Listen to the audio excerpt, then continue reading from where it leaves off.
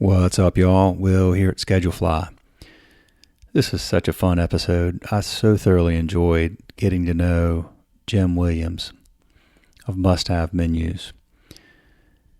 He and his team run his business in a very similar way, extremely similar way that we run Schedulefly. Many shared philosophies, serve the same types of customers, same passion for the people we serve, and he's just got a very cool business. I felt like it was a really just an honor and a pleasure to have the opportunity to talk to him, to share his story, learn about what they're doing at Must Have Menus and why they're doing it and why so many of our mutual customers are happy. I remember first time I talked to Jim a couple of months ago, I happened to mention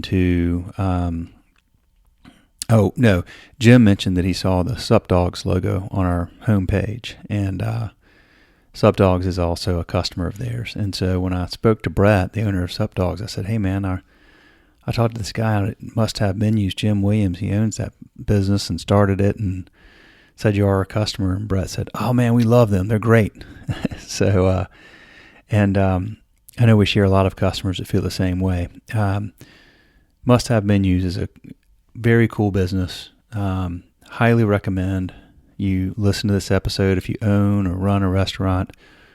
A lot of thousands, tens of thousands of happy customers over the years, and small team focused on a great, simple product and phenomenal customer support. And Jim's just a great dude, and you can hear it in the conversation. You'll see genuine, authentic, has his head in the right place, cares about the right things, and we talked for an hour. We could have talked for several more, and maybe we'll get to talk again soon on another episode. But before we get to it, a word from our sponsor, and actually this is the company that introduced me to Jim, Popmenu. Popmenu is a partner of Schedulefly. We're very happy to be partners with Popmenu. Great company, and we also share a lot of the same customers, a lot of happy mutual customers. Popmenu is all about making your day easier and your sales bigger. They're going to simplify your marketing operations, bring in more guests, capture customer data for personalized remarketing to keep them coming back. With one simple to use platform that integrates with most point of sales like Toast and Square and many others, Popmenu starts with a beautifully designed, easy to update interactive menu that transforms your guest experience. It includes a brand new website that's optimized for search engines like Google for no additional cost, automated digital marketing, online ordering and waitlisting, and you will never miss another call with their new AI answering solution. I just saw recently they've answered over 1 million phone calls through this solution for their customers, and a lot more. So visit the link in the bio, podcast page bio, and tell them that Will from Schedulefly sent you, and you'll get a discount on your photography. And you should check them out. They're a great company. We have a ton of mutual customers with Popmenu, and all of them have been very pleased and are very happy with the product and the service they get from Popmenu. So, speaking of menus, let's get back to a similar but not competitive business. Must Have Menus and Jim Williams. Y'all enjoy. See you. Hey, Will. What's up, Jim? Not much. Just rise and shine. Meet the day over here. I hear you, man. What's it like out there in Portland today? I'm in Bend and it's frozen. Oh, that's right. You're in Bend. I forgot about that. Okay. No, it's frozen. Well, so yesterday it was -1, and so cold it froze the gas pipes. So I was having trouble heating the house in the morning, and luckily it warmed up yesterday afternoon, and this morning's a little better. So I think we're about 20 right now. Dang, man. Is that unseasonably cold in Bend this time of year, or is that par for the course? Well, I think it's par for the course. What you can bet on out here is a roller coaster. It goes up and down really quickly. It can be 0, it can be 50, one day to the next. Gotcha, man. Gotcha. Well, I appreciate you taking the time to do this today, man. I'm excited to talk about must-have menus. Yeah, absolutely. And thanks for setting that up. I appreciate you reaching back out to me and us getting going in the new year here. You know how time flies by. Oh, for sure. No, absolutely, man. So, well, well, introduce yourself. I'm Jim Williams. I'm the CEO of Must Have Menus, and I founded the company in about 2011 officially. I've been at this for a long, long time. Just like you guys at Schedulefly, I think we've lived sort of the same journey. Yeah. You know, starting small team, bootstrapping, figuring out what the customers wanted, and trying to deliver it. Why did you start the business, Jim? Well, I'd have to say that the customers made it happen. I back in a long time ago, 20 years ago, I had some time, and I was in sort of a career change, and I wanted to do something that I really loved and had a passion for. And I've always had a passion for design, anything really creative. I was an English major in college, and so I loved to write. I loved copy. I loved marketing, and but I didn't really know how to move forward in a business with those skills or with that aspiration.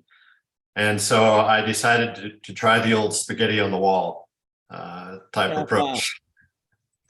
And what that means is I formed a company called Letters and Arts, and we set about producing thousands and thousands of graphic designs. You know, we wanted to put things up on the web and see what people wanted, see what they reacted to, see what they downloaded. So we ended up making tens of thousands of graphic designs. And that was fun. You know, that was really interesting. We basically would wake up and decide, okay, what are we going to design today? You know, is it a holiday? Is it an event? Is it a people? Is it objects? And then I would work with a team of designers, and we'd make those things. And so we were learning really quickly. This is about 02, 03, and we were trying to figure out who was using these designs, because people were finding them on the web and they were downloading them. And it turned out that restaurants were using them. And, you know, not a lot, but just some sign that restaurants were using them.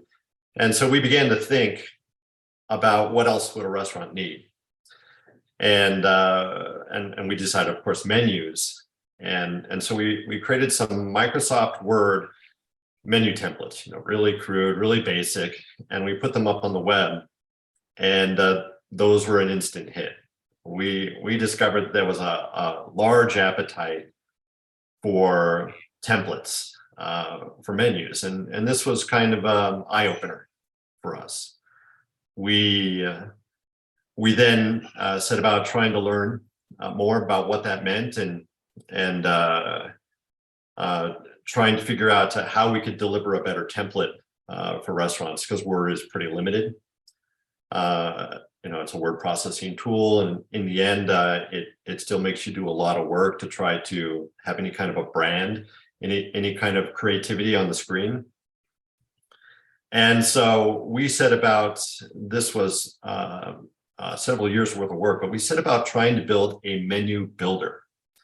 And eventually, I think it was about 2008, 2009, we launched the first web-based menu builder.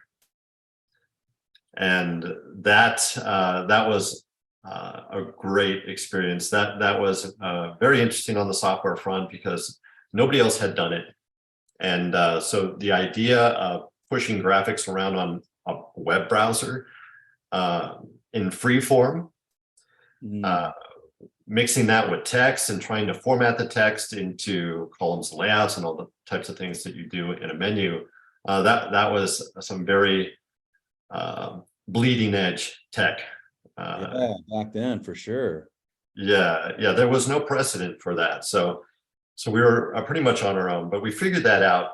And I'd have to say that that was the real genesis of the business. Once we had a menu builder, we realized that this was a transformational moment for us, for the restaurant world. And that transformation really was about the restaurant gaining control over their menus, their marketing materials, all marketing design.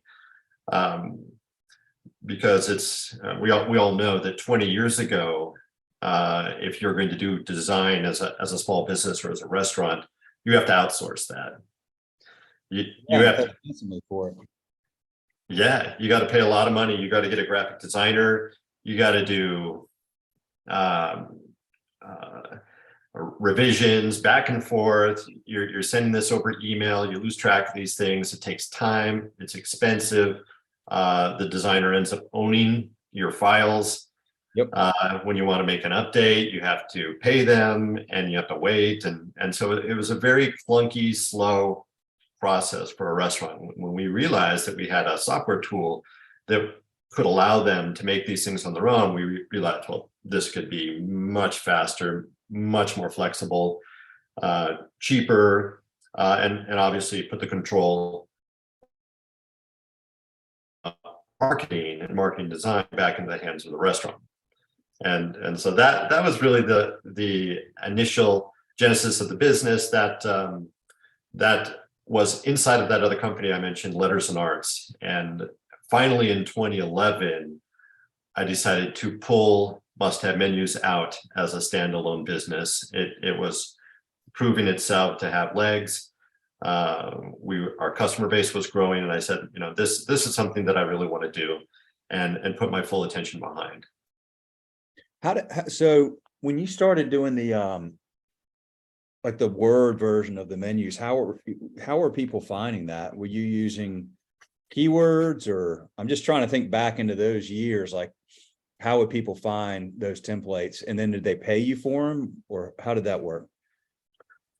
Well, they found them on Google, and it's always been a sort of a Google driven process here. Yeah. And we were discovering this. We didn't invent that. We discovered that restaurants were searching for the word template. They were searching for menu template or menu design, and then you can expand that to cafe menu template, bar menu template, Italian menu template, and on and on and on.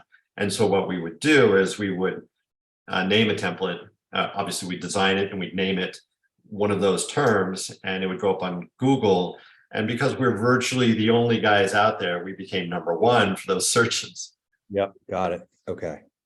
And then people they were buying the designs or the templates and downloading them?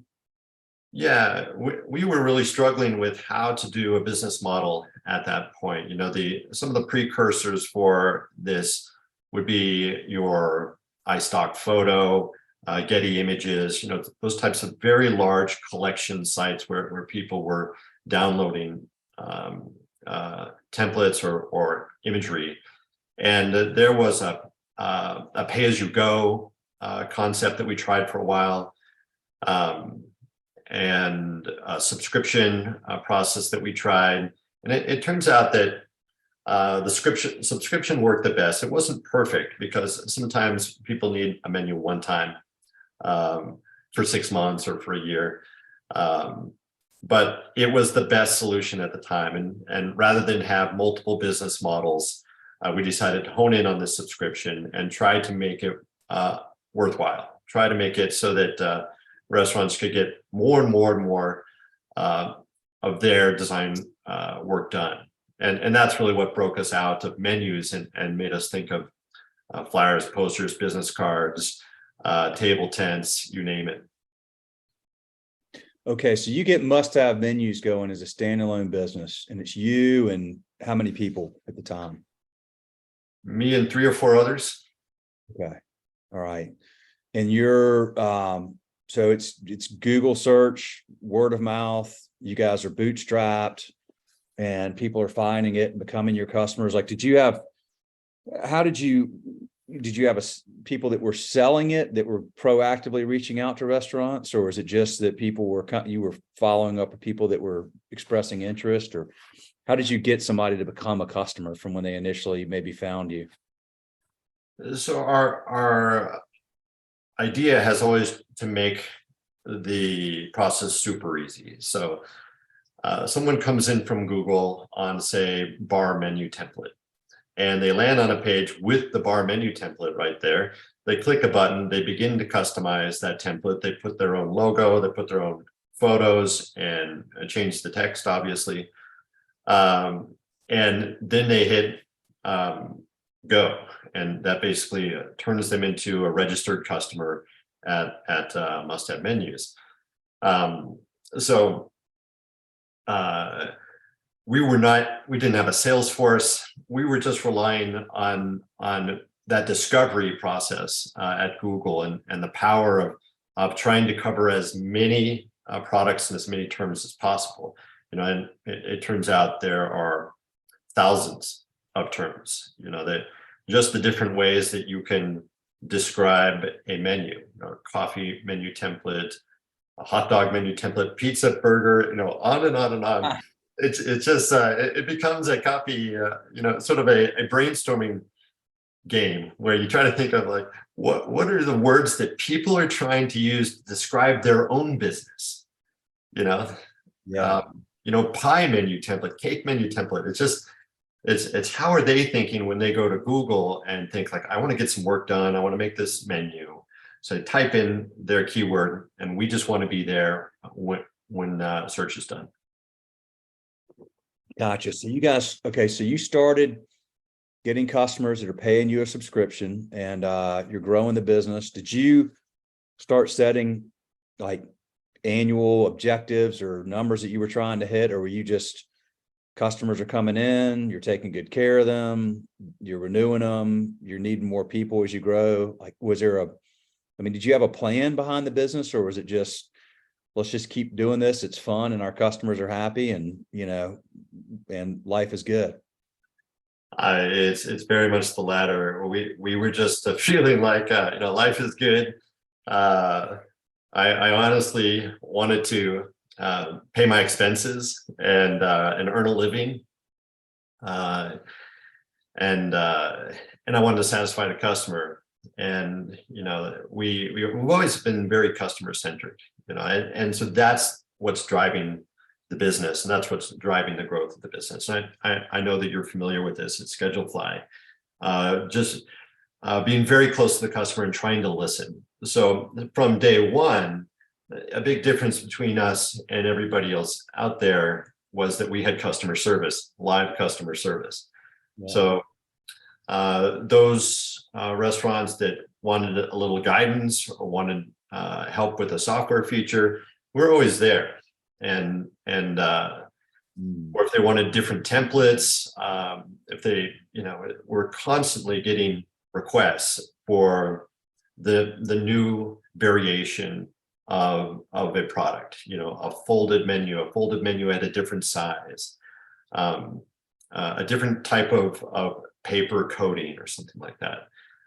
Synthetic paper versus recyclable paper versus, on and on. So we're constantly in this process of taking customer feedback and funneling that back into the business and trying to solve it, trying to answer those needs. And that was the driver of the growth of the business. So tell me how things have changed, as people are moved. I have this, right? This is my phone. So when I go to a restaurant and they're like, scan the QR code, I'm like, dude, I can't. Like, can you I see more and more of that. Most people still have menus, but like, how has that been an impact on your business? It's been so interesting. Well, it's constant change. It feels like constant change, and we all know how much change was driven by the pandemic. So from those early days of having a Microsoft Word template, so much is different today. So in the world of restaurants, there's so much variability and so much differentiation from restaurant to restaurant. There's differentiation in terms of their menu process, how often that menu is updated. It might be daily, weekly, monthly, seasonally. And then there is incredible variation in delivery of the menu. So do they want it on the tables? Do they want it to be a throwaway? Do they want it to be something that lasts for months? Do they want it on the phones? And this was what was driven in the pandemic, of course. Yes, a QR code. we went QR code crazy for a couple of years there. Do they want it on a digital board? Where else are they going to put it? Are they going to put it up on social media? Are they going to post it inside of some other marketing campaign that we don't even know about? We've had to facilitate all these different delivery modes for design, just in general. So everything on the print side and everything on the digital side. And that's really kept us busy. It's kept us expanding what we do. And yeah, we're trying to make it possible so that any design product you make can go anywhere. Mm-hmm. Gotcha. Tell me about, you bootstrapped the business. You clearly built a successful and a profitable business. You've been doing it a while.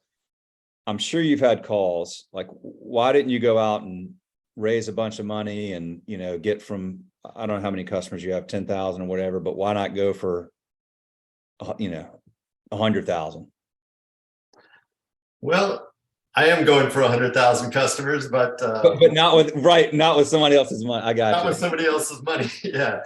But you know what I mean? Like, you could theoretically have raised a bunch of capital and hired salespeople and done all the things that, VC money can do. And I mean, I'm asking this rhetorically. I probably know. I mean, I think you and I share a lot of, we at Schedulefly and you share a lot of similar philosophies, but we didn't do it and won't. But I'm just curious your thoughts on that, or if that's been something that you've ever seriously considered. Yeah, well, like I said, I was an English major. The finance is way outside my skill set.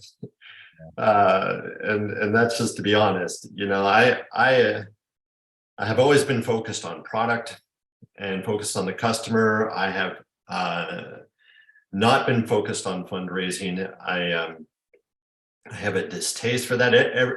And I did do some fundraising in a previous business in the 90s, a small amount over a short period of time, and it left a sort of bad taste in my mouth.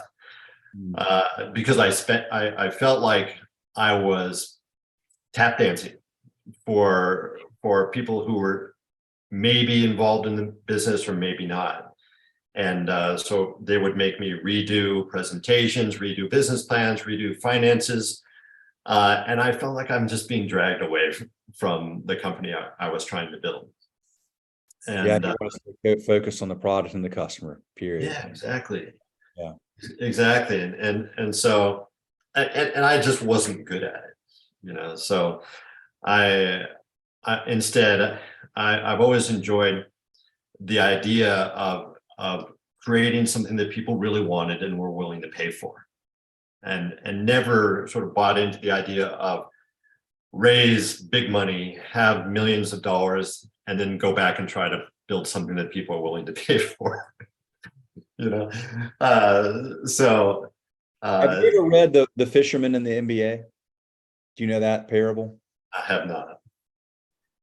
It's I'll send it to you, but the short version is there's this fisherman in this Mexican village, and he's bringing in his fish one day, and this MBA from the States is down there on vacation, and he's like meets this guy on the beach. He's like, so you got a lot of fish there. And he's like, yeah, I just, he's like, what do you do with your fish? He goes, well, I just, I sell some in the market and feed my family and, spend time with my kids and fish every day. And the guy's like, yeah, but dude, why don't I invest in your business and we'll raise, if you can catch a bunch of fish, we'll get more boats and you'll catch more fish. And, then you can sell a lot more fish and make a lot more money and eventually, have a big fishing empire and sell it for hundreds of millions of dollars. And then you could just, retire and just live simply and live on the beach and fish. And he's like, dude, that's what I'm doing right now. Like, I'm already doing it, man. Like, why would I? So Yeah, yeah, man. exactly. That's something we've always thought about here. I mean, it's if you can do something you enjoy, you can create a product you're proud of, you can take good care of your customers, you're paying your bills and your company's profitable and your employees are happy. And your family's healthy, like, dude, like what's better than that? Like, and you don't have, on the flip side, you're not tap dancing, you're not on the end of the strings of somebody who's like constantly, wanting to report on, are we going to hit this month's numbers? And, we got to get, and then what often happens is, and I just saw this, I won't name the company, but it's a company that I've spoken to, and I met the founder a couple of years ago, and they brought a CEO in to help facilitate growth because they weren't growing as fast. Like, these guys weren't CEOs, they were founders, and they weren't growing as fast, but they had raised money. So the CEO came in, and now one of the founders just lost his job. I mean, he's still got equity in the business, but he doesn't have a job anymore with the company that he created. So that's not, and that's not an uncommon thing in those situations, because, when you raise that money, then it's all about the investor. It's not about the customer and everything else.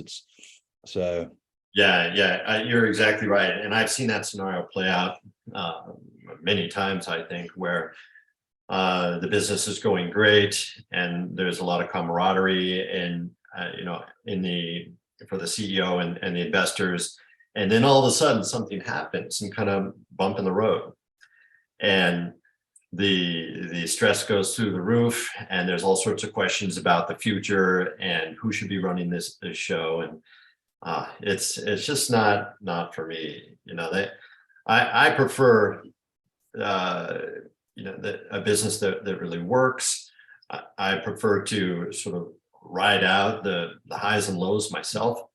And to your story, it's so on target for me when I think about, well, what am I going to be doing? If I have a huge successful business, what am I going to be doing? Well, the exact same thing I am today. I'm very happy with my life, very happy with the people I work with and the people we serve, and nothing would change for me. So, and I have had sort of the quite education, quite a big education in the startup world, that because I grew up in the Bay Area. I went to school at Berkeley, and I was there in the 90s, when everything was going completely crazy, all the .com stuff. And, and I happened to get a little piece of it myself. And it was a world that was sort of mystical to me, almost. Like, who are these people? Do I belong here?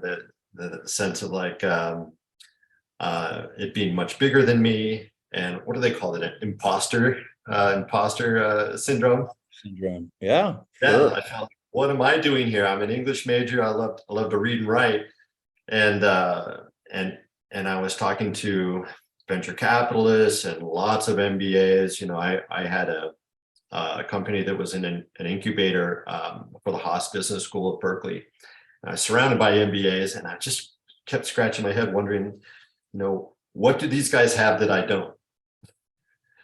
And no disrespect to MBAs, and I understand the type of managerial skill set that you can develop, and even entrepreneurial skill set you can develop in those types of programs. But I was learning it on the job, and that's what I've done my whole career now, and that's what has been the essence of Must Have Menus too. Is that we're learning as we go. We do our best to come up with a roadmap. roadmap that we think is going to benefit the customers in how we develop the business and how it's going to benefit our partners. And then we do our best to execute and deliver that on limited resources. We have never had a huge bank account. It's always a question like, how are we going to get this done with probably an unreasonably low number of resources? I think that that's an advantage though, in a lot of ways, especially for creatives like you. We like when you don't have, actually, believe it or not, there was a, I'd have to find this. It was either Warren Buffett or Charlie Munger talking about how one of the biggest advantages that a business can have is limited resources. And I read that after already having come to that conclusion, because, like when you don't have a lot of resources, you don't have a lot of capital, it forces you to be super creative. It's easy when you have a lot of money to just kind of follow the roadmap, do the standard thing or whatever. And, but like, I remember Wes and I went up to the National Restaurant Association trade show in like 2009, maybe 8 or 9. And I mean, the business was started in 2007. And I'm like, oh, we got to go to this trade show, and we spent, I don't know, like 15 grand or something, like get a booth made, hotel rooms, flights, collateral. You go at this thing and like, you got to pay somebody $300 to plug your laptop in, because it's all, it's like all this crazy stuff. And, and here we are trying to sell $40 a month subscriptions. Like, you got to sell a lot of those to make that work. And we're buried in the back of some like exhibit hall with thousands of exhibitors. And it's like, man, okay, fool me once, So we kind of just went, what if we took that $15,000 and like, what else could we have done with that? Like, what could we have done with that same money that's just totally different and unique and creative? Or what if we just didn't spend it at all? Like, now we got 15,000 more in the bank account, like for something down the road or whatever. And we always tried to be super frugal and super creative, and it just causes, it led to this podcast. Like, how do we spread our brand in a way that's not so in your face, but maybe puts our brand out there behind something meaningful, which is educating the industry. I've always felt like that's even now we try to we spend like nothing on market. Like nothing. Like we just, it's just, and by doing that, you always keeps you sharp, keeps you on your toes. Yeah. Well, I relate to that in every way. Well, the plus the stories of trade shows and experiences bootstrapping a trade show, flying out there to Chicago with a booth checked luggage and then trying to put it in a cab, and getting out to the trade show early, and the doors aren't open yet, so we're gonna sort of sit on the edge of the dock with our booth in a box and wait for the trade show to open. And I've lived those same experiences, and then gone home and said, like, wow, I just laid out 10 grand or $15,000 for that experience, and I was surrounded by much bigger companies, suit and ties, people who are doing something really different than we were. So back to the drawing board for us, and how can we use that money to solve customer problems, and really stick to that. I've really believed through the years that the best marketing is a great product. Yes. We learned that. Great service is also great marketing. But if you have a great product that really solves a problem, that is hassle-free, friction-free, doesn't require an education in techie jargon or have to read a manual or anything like that to figure it out.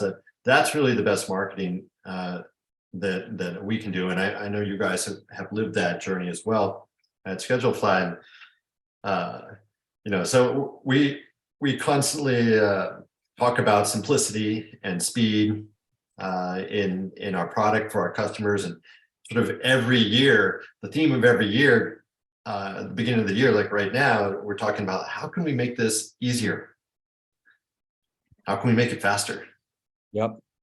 So that there's less work for the customer to do. Design still takes time. It's still, more time than I would want to ask of a busy restaurateur. We want to get it to the point where a restaurant can push a button and have their menus done. That's sort of a dream, right now it's find a template and enter your text and enter your materials, and you could have it done in maybe half an hour. If you're really meticulous about this and you have a lot of data, it might take a couple hours to build a menu design.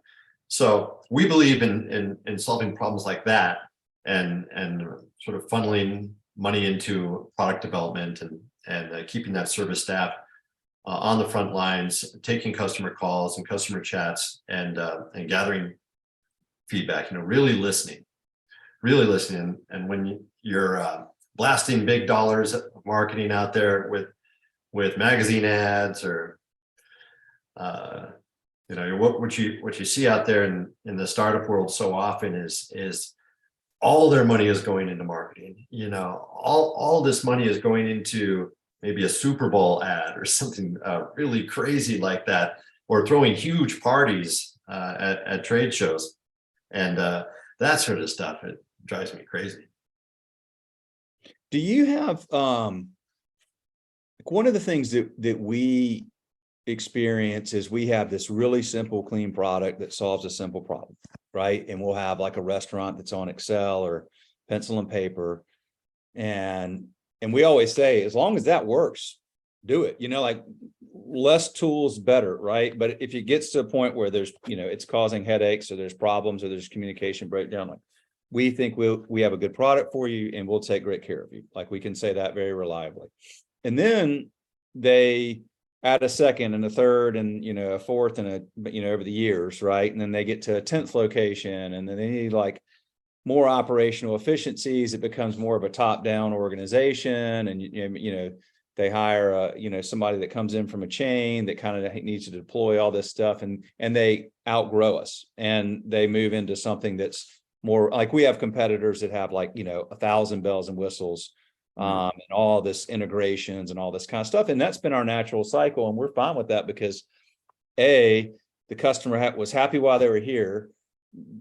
Now we don't provide what they need, so they move on, and that's good because now they're getting what they need. But then, they've always had a great experience with us. They continue to tell people, that are starting restaurants or that don't have big complicated needs, you should use Schedulefly. In addition to the fact that up economy, down economy, whatever, people are always opening restaurants, and like we have a perfect fit for that. Do you go through that same cycle? Like, do you have where people outgrow what you're doing because they have they get to so many locations? Are there other companies that they would grow into, or is that just not something you guys deal with? I say we deal with it on some level. People outgrowing us, and I think the challenges for us tend to come, yes, from outside product, from alternatives in the design world. So the design world moves very, very fast, and there are some very big players. We've got Adobe, Microsoft, Canva, billion-dollar companies that we have to contend with. WordPress, do people use WordPress? WordPress, not, that would be more for a website. Well, that's the website. Okay, yep, not me. Yeah. Yep. So these companies have immense resources. My my 4-person development team is constantly telling me we're up against 100 developers or 1,000 developers at Adobe. You know? How are we going to make this happen? And talk about unreasonable demands, right? So the bar is being pushed in design all the time, and you know, it's not necessarily our business to try to keep up with the Joneses, you know. But it is our challenge to meet customer expectations. And if customer expectations are being set by all this functionality that is coming in, it's just becoming generally available, then we have to try to do our best. Kind of in the vein that you're talking about in terms of growth of a business, I would think of team functionality. So how can we provide access to a team, not just one person, not just the owner or the manager or the chef at the restaurant, but how can we allow them to act as a team, collaborate? If they have multiple locations, then collaborating between locations. And this is a new area for us. This is something that I think we're going to grow into, and responding to sort of the general progress within the design industry, because collaboration and team sharing is very, very big. And most of our customers, our new customers, are not coming to the door and asking for that type of thing, but our long-standing customers are. They're saying, well, I've got some other people I'd like to be involved in this process. So how can I add them to my team? And so we have basic functionality today to do that. You can add as many people as you want into your design system, and they can all work on the same menus or work on the same marketing materials, social posts. Everybody can see what everybody else is doing. But it's a very interesting area, and it's very techy. You know, the type of direction you can go in terms of eventually allowing full collaboration, sort of workflow planning, approval processes. Sky's the limit in that direction. So we have to be careful and methodical, and just really listen carefully to what the customers need most. Is it harder for people to find you now with all these other, you know, companies that have some variation of it? Like if somebody's opening their restaurant, they're like, okay, I got to find where I'm going to do my menus. You were kind of the only player for a while. Is it harder for them to find you now through natural search, or do you have to buy AdWords? Or that's a good question. The field has gone from us alone in Google to dozens and dozens of similar offerings. The uniqueness of must-have menus is how focused we are on restaurants. So what you're going to get in a different design product is something that's kitchen sink, meant for everybody. Design anything you want for any business, for any end use, for a birthday party, you know, for a Christmas card, for everything under the sun. But we've been laser focused on restaurants. We've never ventured outside of that realm, and so that has given us authority, like some level of authority and credibility that the search engines understand, the Google understands. And so we continue to rank really high. I think we're number 1, 2, or 3 on all of the terms still, which is a major accomplishment for a 15-person company compared to, you know, the 5,000-person company who's number 1. Right. Absolutely. What else would you want to tell, like, so people that are listening to this, people that own restaurants or run restaurants, what have I missed? What else should we talk about your business? Such an amazing business, man. And it's just your authenticity and genuine care for the customers and the product comes through. I mean, incredibly well, man. So, but is there anything else that we should be talking about? Well, I appreciate that, Will. The technology just gets more and more interesting all the time. I do consider us to be sort of a tech company, a software focused company. The technology around design on the screen continues to be challenging. And so we have to work really hard to try to keep pushing that bleeding edge forward. And it's all around the idea of a faster, easier. So the term that everyone's hearing these days, it's still sort of fuzzy, is AI. What is AI going to mean? It's going to be everywhere, but what does it really mean? And it's going to be interesting in design. It's going to be really interesting as this plays out, because we're starting to see the beginnings on the web. You can come across generative design tools, and they'll take your text input and create an image with it, no matter how wacky your text is. I want to have a cat riding a dragon, and you type that in as text, and the AI will spit that image out. But that's still in very early stages at this point. But at some point, it's going to be a tool that's really useful for marketers and small business marketers. So you can imagine this trajectory, and I just bring this up as sort of on the horizon, sort of a 3 to 5 year type thing, where you can imagine a restaurant coming to Must Have Menus and saying, this is what my brand looks like, and this is what I do at my restaurant. A few sentences about us, and I want a complete set of menus and marketing materials. And they click a button, and they get 50 drafts of materials that manage to import their menu data, and they spent virtually no time editing, moving, typing, any of that stuff. It just shows up. So this is just a little bit of a blue sky. What do we see in the future? What kind of creates excitement for us as a software company? No, but today it's really about continuing to meet the day-to-day needs, continuing to expand the library for our customers of exactly what they need for marketing. We have 23,000 templates on the site today for restaurants, covering holidays and restaurant types and styles and sort of every promotional strategy you can think of. But there's always more, so we're constantly brainstorming, what do restaurants want to say?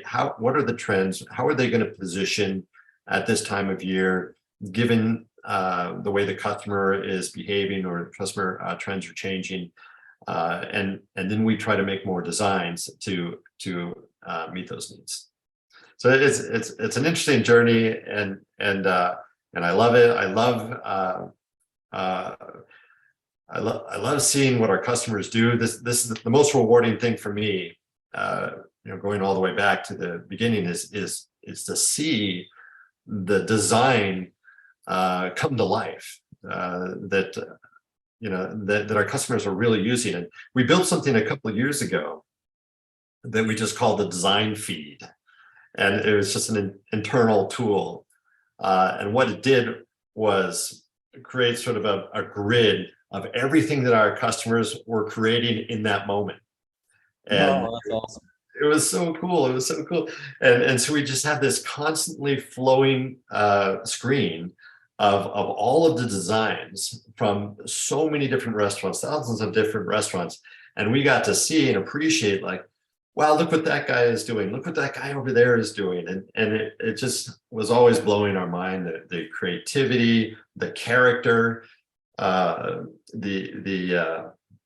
quality, the life that these guys were bringing in their restaurants, and and all their photographs, their food.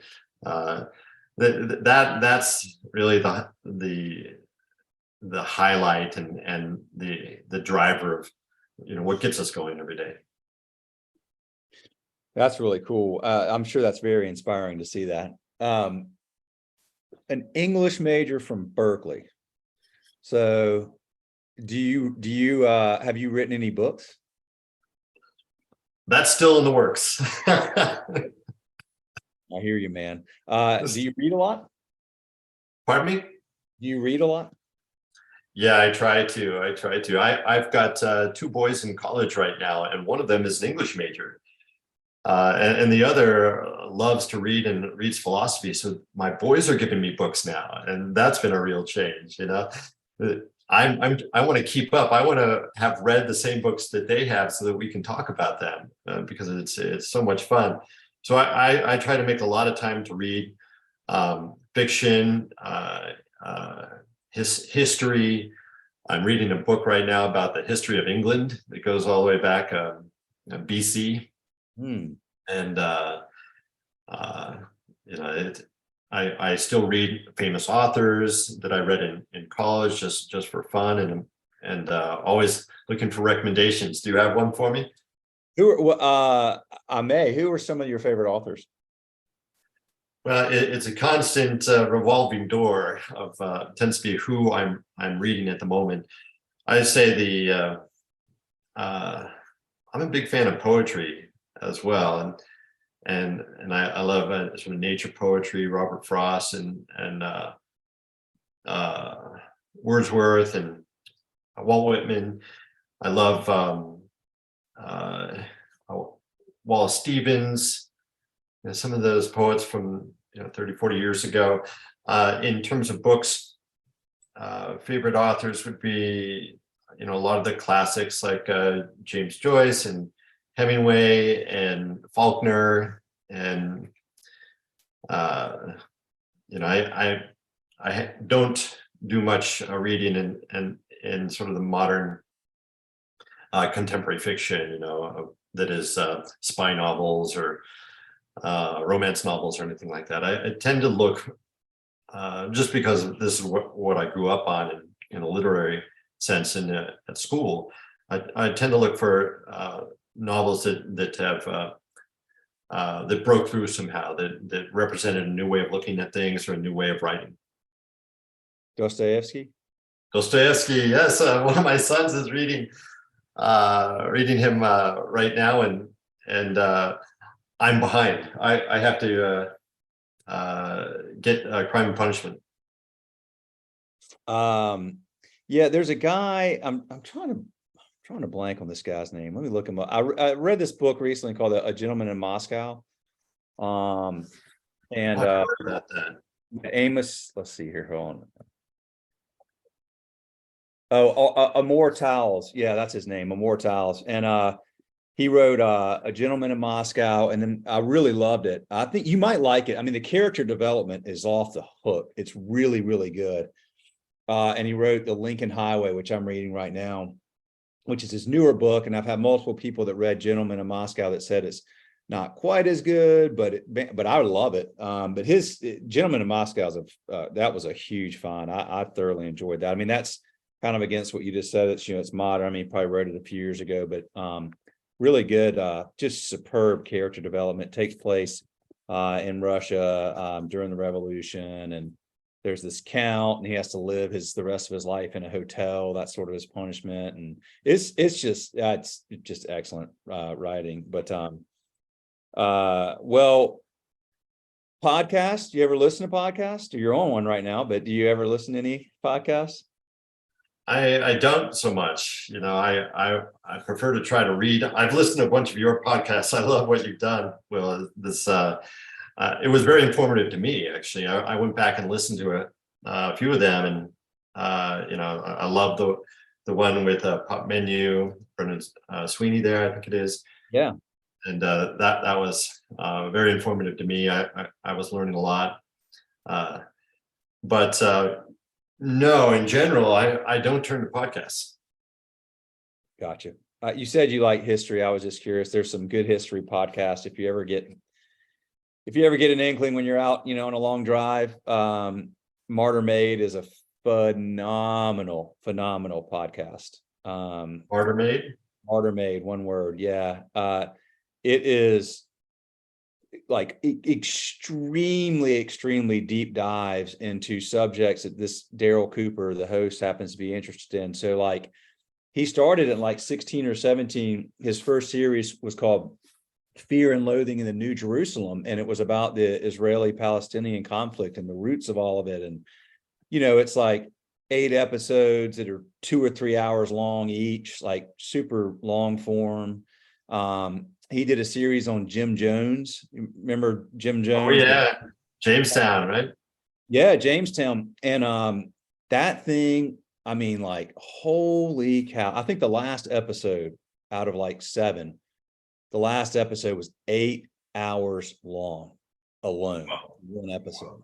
So he's like really cerebral. He consumes a massive amount. I bet he reads like he probably read 100 books, right, to do the Jamestown thing. And he puts out the episodes, like it'll take him 4 or 5 months between episodes. And but he's able to digest and consume, synthesize, and articulate massive amounts of content in a really good storytelling way. I just got finished listening to the first episode of his new series called Who's America?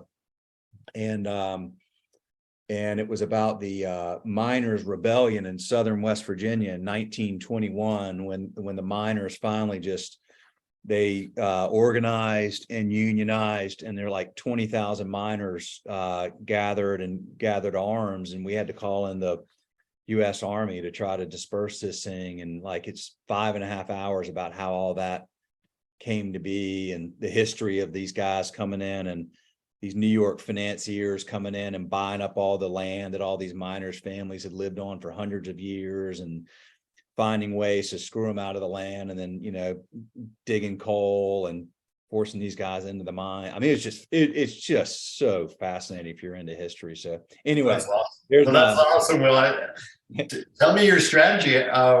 Do you have that running in the background while you work, or do you put it in your pods and go for a drive, or how do you do it? It's well, here's the thing. I'm consuming less now because 2.5 years ago, I got rid of my iPhone and got this flip phone. And what I used to do is I would just put them on my phone, and everywhere I drove, I mean, if it was to the grocery store, I was listening to a podcast.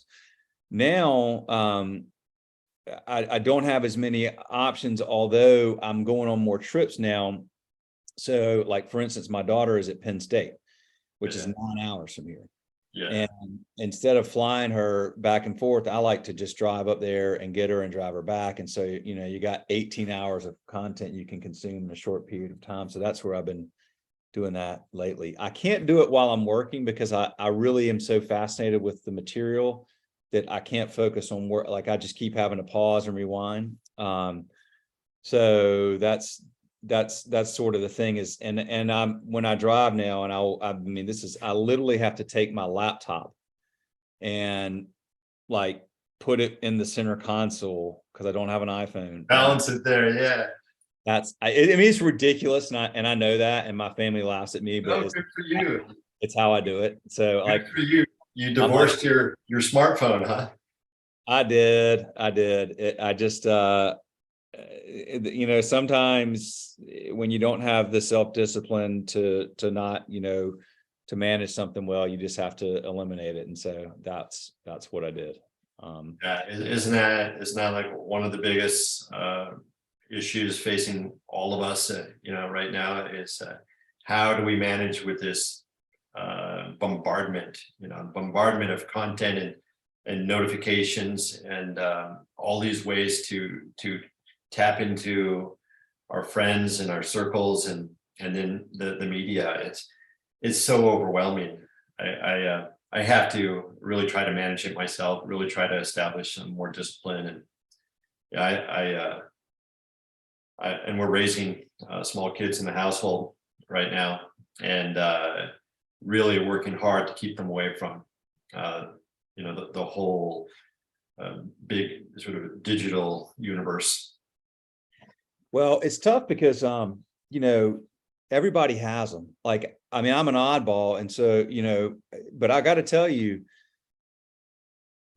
more and more, like when I did this 2.5 years ago, and people are like, dude, come on. And I was like, I know maybe it won't last, but I'm going to try it for a while. And then, man, more and more people now, when they see, like, if I'm out in public or I'm talking on my phone or somebody's like, is that a flip phone? I'm like, yep. And they're like, God, I wish I could have one of that. Like, and I'm talking even younger people, like they get it. They know that it's like intuitively they know, like, but man, you go somewhere and it's like I'm sitting in the airport recently and I'm like, man, I am the only person in this terminal right now not staring at a phone screen. Like I'm just reading the book. Yeah, we feel that everywhere. You know what happened to me the other night is I was watching some old concert footage on YouTube, and I realized that something was really different about this concert footage and the audience. Well, what's different? Well, everyone's paying attention. Everyone is fully engrossed and engaged at what's happening with the music on stage, and a modern day concert is everyone is looking into the phone, filming The concert. Yeah, it's a complete disconnect, and you know, we all are pulled into our photography and our video, and I love to communicate and connect with people as well. But yeah, it's really changed our you know, our relationships, and our activities has changed in a really profound way. And so, you know, trying to get back to analog more often, trying to get back to reading a book, you know, something simple like that. I think this stuff goes, it's a pendulum. Like, I mean, it goes, it seems cool and it's neat and it's new and it kind of goes, but then people, I'm telling you, people are starting to, you know, I don't see anybody actually doing it, but I do see more and more people saying that to me. And then, you know, I think it's a really fascinating thing because, you go and you sit in a restaurant, you know, that you and I both, our companies serve restaurants, and you want, you know, what I love to see is going to a restaurant and seeing a family or a group of friends that are engaged. I mean, that's what the best thing about being at a restaurant is you're going there to be present and engaged with somebody. When you see like a couple, when they're both on their phones, it's like, why are you even here? Like, you know, like, Yeah, somebody's taking care of you, and like, they brought their kids, and their kids are on iPads. and their kids are on iPads, so they don't have to. But I think, you know, I do think these things are in pendulums, and I think that the more technology, and you talk about AI, and the more technology that deploys across hospitality, I'm a firm believer that it's becoming this weighted barbell where on one side, you know, you're going to have like McDonald's with like one human being in there, and that person's job is to maintain the equipment, and the equipment cooks and serves the food, and everything's screened and automated. And we need that. There's times and you're like, I'm on a trip, I need something quick, boom, boom, done. You know, but that has its place. But the more that presents itself, then the more you know, we need the connectivity and the humanity of it all. And that's why I'm so thankful to serve independent restaurants, because that's where you go when you want that. You don't go to like, you know, no offense to Red Lobster, but like, you know, when you have some important family event, you're probably not going there. Most people aren't. They're going to the cool local independent restaurant where maybe they know the owner, or maybe they're a regular, or they know it's, you know, unique to their town and it's special. And that'll never go away, and people are starting to maybe value that even more now, because that's where you can get that level of service and that level of hospitality and you know, authentic care that when we need it. Like, as long as we're around, as long as we're not connected to the freaking matrix, man, like we need that stuff. We need It's it. part of our DNA. Yeah, I couldn't agree more. You know, I do believe that this restaurants are part of the antidote. You know, that going out, we love to go out. My fiance and I, we go out maybe 3 times a week. She'd go out every night if we're up to her. Yeah. And the reason we do is because we see people we know. We're welcomed in by the hostess or the restaurateur who's there. They know us, and so it's like hanging out with friends. And it's just it unplugs me from my day to day. And it's a really good feeling. It's a hub of community, and I'm